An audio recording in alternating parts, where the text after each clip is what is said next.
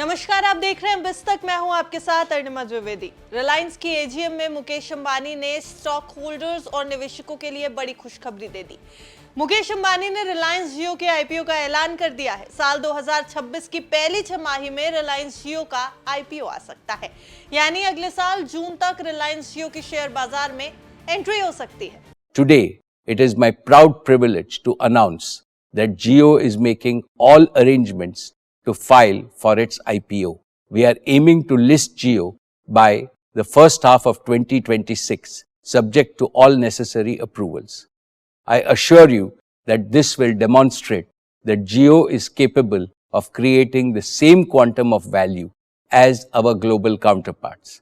I am sure that it will be a very attractive opportunity for all investors.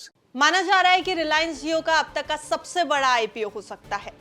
Reliance जियो के IPO का size लगभग 52,000 करोड़ तक का तय हो सकता है। बीते साल हुंडई इंडिया सबसे बड़ा आईपीओ लाई थी। हुंडई इंडिया के आईपीओ का साइज 28,000 करोड़ रुपए के करीब था, यानी रिलायंस जियो के आईपीओ का साइज हुंडई इंडिया के आईपीओ से भी दुगना तक हो सकता है।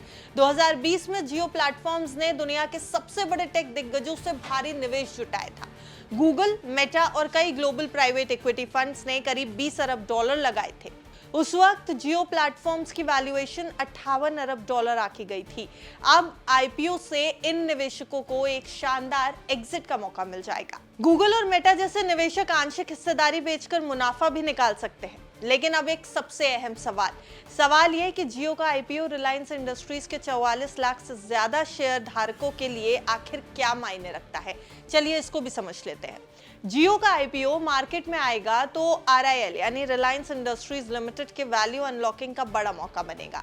इससे आरआईएल के शेयरों में शॉर्ट टर्म में तेजी दिख सकती है, लेकिन एक बार दोनों कंपनियां अलग अलग लिस्ट हो गई तो आरआईएल पर होल्डिंग कंपनी डिस्काउंट भी लग सकता है।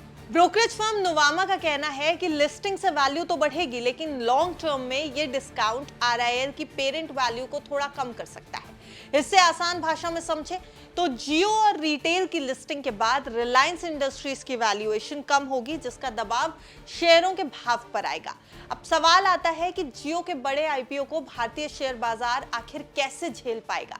देखिए, यहाँ सबसे अहम रोल आता है सेबी के नए आईपीओ नियमों का। हालांकि अभी आईपीओ के नए नियम पर सेबी सिर्फ प्रस्ताव पेश कर चुका है, इन्हें लागू नहीं किया गया है।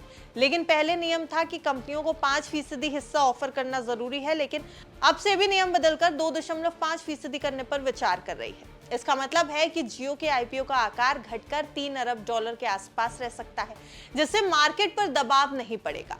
सिटी रिसर्च के एनालिस्ट का भी मानना है कि इससे होल्डिंग कंपनी डिस्काउंट की चिंता कम होगी और निवेशकों के लिए आईपीओ और भी आकर्षक और भी अट्रैक्टिव बनेगा।